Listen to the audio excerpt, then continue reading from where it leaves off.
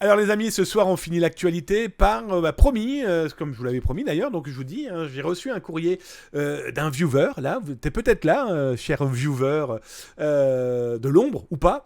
En fait, on m'a demandé si la fraude à la carte bancaire continuait et si c'était le cas, sous quelle forme potentiellement elle pouvait, à quoi elle pouvait ressembler.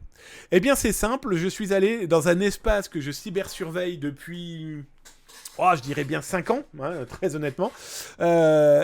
Comment ça fonctionne? Eh bien, après avoir piraté des comptes en banque et qu'après ils aient réussi à sortir du cash, ou alors en forme numérique ou en forme numéraire, hein, eh bien, ils commercialisent des cartes blanches, comme vous l'avez là, des white cards, qui sont tout simplement des cartes prépayées, qui vont permettre d'aller dans un distributeur de billets et, à partir de là, l'acheteur, le Black Nut, c'est le général Angoire qui avait inventé ce terme, c'est le fondateur du FIC, le Forum International de la Cybersécurité, qui avait inventé ce terme de Black Nut, donc le Black Nut, l'internaute qui va acheter du contenu malveillant, illicite, à ses fins personnelles. Et bien là, le Black Nut va acheter une carte. Et quand il achète cette carte, je vais vous montrer une autre photo, hop, si je veux bien. Eh bien, par exemple, vous allez acheter cette carte là-bas qui touche la banque Wells Fargo. Ou tu vas acheter cette carte qui va impacter la Chase Bank. Tu achètes ce genre de carte, celle-ci, 652 $, si je me souviens bien, elle était vendue 100 $. La Chase Bank était vendue 400 $.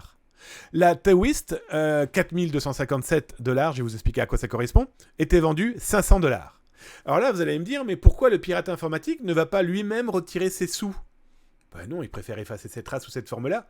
Il vend 500 $, une carte bancaire qui va permettre au Black Note de pouvoir retirer jusqu'à 4257 $ ici, ou ici 7233 $, ou ici 2351 $, etc., etc.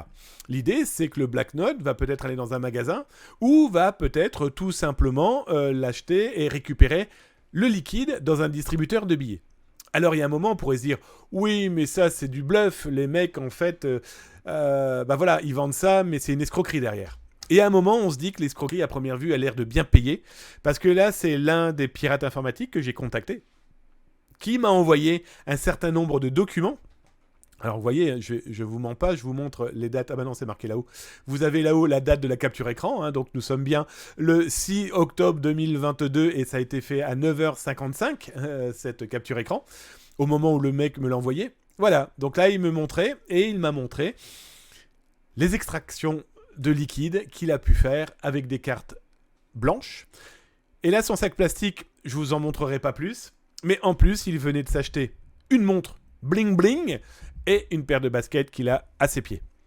Donc voilà l'un des éléments de preuve qui peut montrer qu'aujourd'hui, la fraude à la carte bancaire a pris d'autres tournures, d'autres méthodes pour que ces malveillants blanchissent l'argent qu'ils volent, qu'ils détournent. Et le problème, c'est que c'est l'argent des banques.